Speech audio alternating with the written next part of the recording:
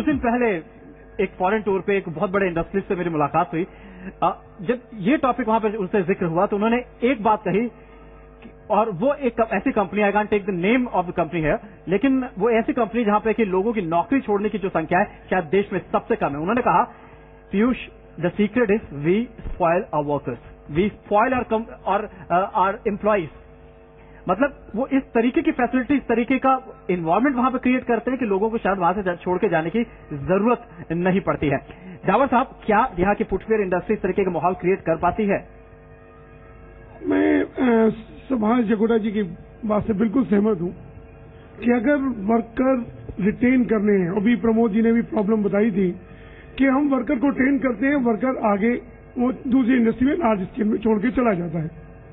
अगर वर्कर को रिटेन करना है तो हमको अपने माइंड सेट को जरूर चेंज करना होगा कि हमको उसको उसके अकॉर्डिंगली, जितना वो सीख गया है टाइम के अकॉर्डिंगली, उसने आपने 4,000 पर रखा था, आपने 2 साल उसको और सिखाया, तो अगर वो 6,000 लाइक 8,000 लाइक हो गया है तो हमको उसकी सैलरी उसकी एक्सपेक्टेशन के अकॉर्डिंगली अपने आप बढ़ानी होगी, तभी हम उसको आगे रिटेन कर पाएंगे। मेरे ख्याल से ये बात सभी इंडस्ट्री के ऊपर एक समान तरीके से लागू हो जाए। सर, वासन साहब भी बैठे हैं। प्रोफेशनल जो हाई एंड प्रोफेशनल निकलेंगे, और इसके अलावा जो आप सॉफ्ट लेवल की बात करते हैं, एक्चुअल कारीगर की बात करते हैं, उसका भी गवर्नमेंट का टारगेट है कि हम अगले 3 सालों के अंदर कम से कम 4 से 5 लाख लोगों को, जो नए अनएम्प्लॉयड यूथ हैं, उनको ट्रेन करके हम फैक्ट्री में लगाएंगे।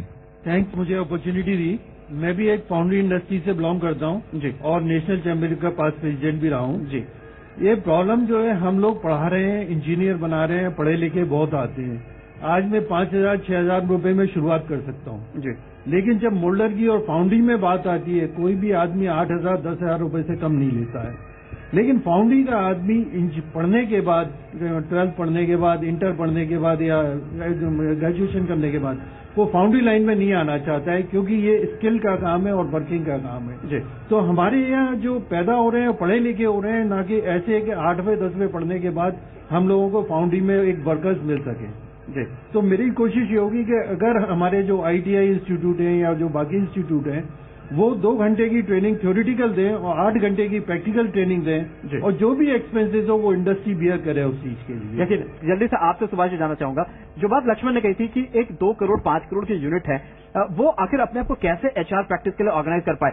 ESI पहले दिन, अगर आपके 5 दिन में किसी ने काम किया तो उसको ESI और उसके PF के सारे जो फॉर्मेलिटीज आप उसी दिन से पूरे कर रहे हैं, कैसे पॉसिबल कैसे है? देखिए, इस बात पे मैं एग्री करता हूं कि जो छोटी इंडस्ट्री है, जो 2 करोड़ 5 करोड़ 10 करोड़, तो वहां पर ये जो ESI, प्रोविडेंट फंड, इनके जितने भी हमारे लॉज हैं, इनको सिंप्लीफाई करना पड़ेगा, क्योंकि इनके पास HR डिपार्टमेंट जो चीजें हैं वो तो हैं, अब इसको कैसे डे टू डे लाइफ में उसको अपडेट कैसे कर सकते हैं? बहुत देखिए, मैं एक सिंपल सी एग्जांपल देता हूं कि मैं कुछ इंडस्ट्री के साथ जुड़ा हूं, और इंडस्ट्री में even appointment letter people are not ready to give. मैं ये कहना चाहता हूं कि अगर आप अपॉइंटमेंट लेटर देते हैं तो ये आपके लिए बहुत फायदेमंद है। उसमें क्लियर कट प्रोबेशन पीरियड लिखा होता है, आप एक्सटेंड कर सकते हैं, रिटायरिंग एज है, अगर आप 6 दिन लगातार नहीं आएंगे तो the person can be terminated, all systems are there. मेरी तो सबसे एक सिंपल रिक्वेस्ट छोटे स्मॉल स्केल इंडस्ट्री से है, please start giving appointment letter to your people, it will help you. Mostly मैं देखता हूं कि यानी कि पेपर वर्क जितना स्ट्रांग है, काम उतना आसान हो जाएगा। इसी के साथ अब फ्लोर को हम ओपन करना चाहेंगे क्वेश्चन आंसर सेशन के लिए। अगर आपके कोई सवाल है हमारे पैनलिस्ट से, या आप अपनी कोई बात रखना चाहते हैं, समय कम है, we only take 5 question from audience. I would like to take just a minute, supplementary to the comment of Mr. Jagota. Please introduce yourself. And I'm Naveen Gupta from Sarda Group of Institution, SGI. And I could listen Mr. Pramod Garg also, Dabar Saab also. The main problem of the industry here, small scale industry, retention. तो HR का जो total fundamental law है वो यही है, take care of your employ and otherwise somebody will take. जोगोटा साहब ने जो बात किया है, माई ऑब्जर्वेशन एंड बहुत सारे लोगों को मैं जानता हूँ, टच में रहता हूँ, HR practice, one should not take very, in a very narrow sense, is very, very poor in Agra. So we have to make it more strong. पूरे देश के सेक्टर के साथ अनफॉर्चुनेटली अनफॉर्चुनेटली आगरा में तो थोड़ा सा ज्यादा ही है। और हम जहाँ बात कर रहे हैं सिर्फ स्किल की बात कर रहे हैं, but we are not talking about the soft skills. Attitude की हम बिल्कुल बात ही नहीं करते यहाँ पर। तो which is more required here the way we primary software, primary hardware missing है तो सॉफ्टवेयर का क्या इस्तेमाल होगा? नहीं, वो जो रिटेंशन की जो बात कर रहे हैं ना कि स्कूल बनाया सीख के चले जाते हैं। Thank you very much. Thank you. ऐसा है कि ऊपर ऐसा है कि there are laws, regulations, and instead of asking for a change of laws for small industry, we need to find solutions that we can operate within that parameter. For example, let's say ESI, he's already mentioned issuing an appointment. Why issuing an appointment letter is important. In the larger cities at least, there are outsourced services that will handle your HR concerns, at least basic HR operations. There are companies that will handle payroll. There are companies that will handle attendance. You will have to pay no attention.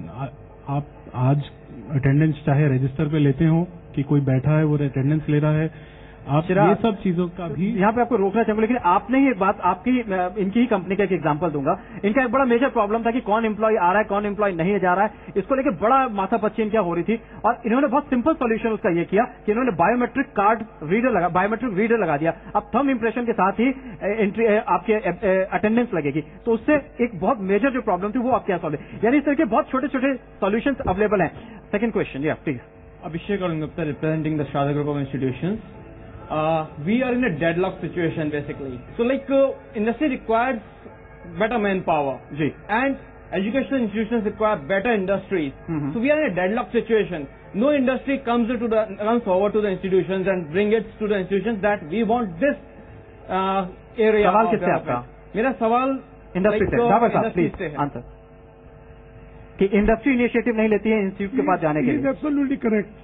ये industry और institution में जो सामने से basically हम ये economy के next generation दूसरे दौर में गुजर रहे हैं और ये ऐसे फेसेस हमेशा आते हैं कि जहां एक दूसरे में जहां कोऑर्डिनेशन की जरूरत होती है हम उनके बेनिफिट्स वाकई नहीं ले पाते हैं जी। वो कोई इनसे घबराने की बात नहीं है। ये हम जब भी कभी किसी नेक्स्ट जनरेशन में जाएंगे या दूसरे फेस में जाएंगे इकोनॉमी के, तो ये समस्याएं हमारे सामने आती है या एचआर की समस्याएं हैं या इंस्टीट्यूशन के साथ में और जो कोऑर्डिनेशन की कमी है, ये अब धीरे धीरे समझ में आ रहा है और ये सॉल्यूशन जल्दी ही निकलेगा और इंडस्ट्री आपके द्वार पर जाएगी। ये जाना ही पड़ेगा हमको और उसके अलावा हमारे पास कोई चारा नहीं है। बीच बचा कुछ बीच का कॉम्प्रोमाइज सिचुएशन बन पाए। One question from the left. Yeah. Good evening, everybody. Myself, Vivek Sarabhai. I'm an advocate and HR consultant. I was been listening the entire conversation, and broadly, the question which comes is being asked by Abhishek, and that again goes to the industry. What I find, Mr. Gupta was been focusing on the same. Students have been coming from the institutions. We have good number of institutions in Agra, but they are not been absorbed in the industries at Agra. Industries are still looking forward for a better students or better candidates for themselves, and whereas the institutions have been running to get them placed. So there is a gap which need to be filled, and the courses should be made accordingly to the industries which could surpass the needs of the industries. And second question which comes is the people who are employing the manpower should pay them better so that they can retain with the industries for a better go. Last two question from the industry. अगर आप industry को represent करते हैं, किसी unit को represent करते हैं। Good evening, everybody. My name is Ranjit Kumar. I am from handicraft industry. Ji, please. My question is also from industry. Okay. I would like to say that there is also a problem to understand the worker and the manpower who is working in the industry. Is it possible to pay him the proper sufficient amount of money? Is the industry's best paymaster? ये इनका सवाल है। Absolutely. If there is a skill, there is absolutely no problem of the paying. My name is Pranav Sharma. I am from International Association of Engineers. And my question is to all of the panelists and everyone here present here in the audience.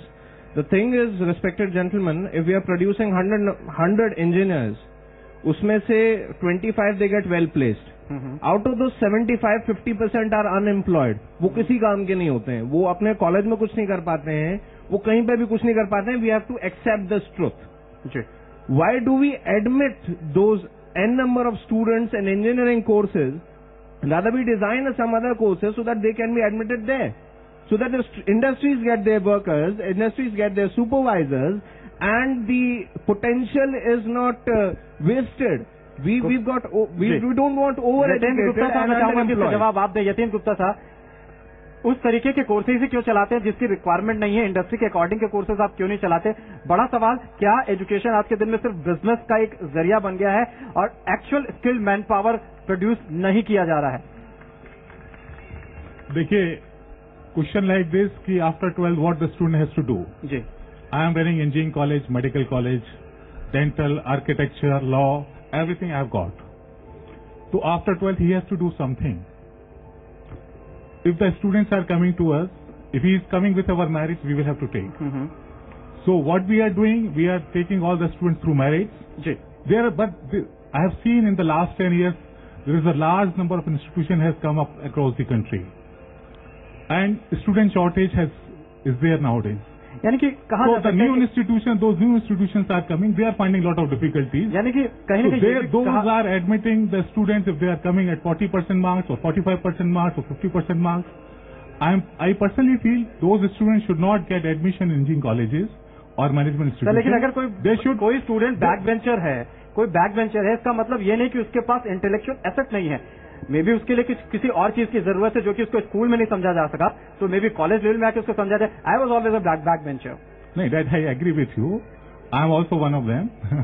एक छोटा सा इसका solution. जी, आप पूछ रहे थे industry क्या कर सकती है.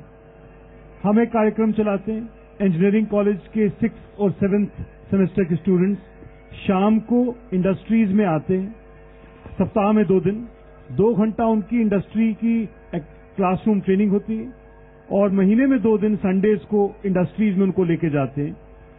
और इतना बेहतरीन कार्यक्रम है और आपकी इंडस्ट्री एसोसिएशन और आपके नेतृत्व में आप जरूर कर सकते हैं.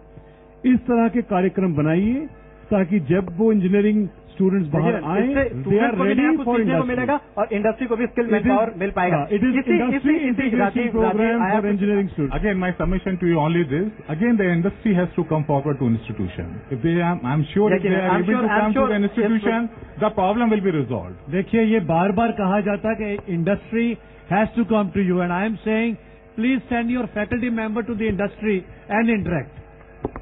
सर, एक्चुअली मेरी राय ये है कि जो आज हमारे एजुकेशन के इंजीनियरिंग कॉलेज के अंदर, टेक्निकल कॉलेज के अंदर जो सिलेबस हैं, they are all old type. We should change them and this should be practical. Thank you very much. आप सभी का बहुत बहुत शुक्रिया. आप हमारे इस कार्यक्रम में आपने पार्टिसिपेट किया, हमारा साथ दिया इस ठंड में भी. इसी उम्मीद के साथ कि एक बार फिर से जल्द आप सभी से मुलाकात होगी. हमारा अगला पड़ाव पुणे में है. Don't forget to join us in Pune. और आप हमें फेसबुक पर भी फॉलो कर सकते हैं. इमर्जिंग बिजनेस फोरम के नाम से आप हमें फेसबुक पर भी फाइंड आउट कर सकते हैं. आप सभी पैनलिस्ट का बहुत बहुत शुक्रिया. Thank you very much.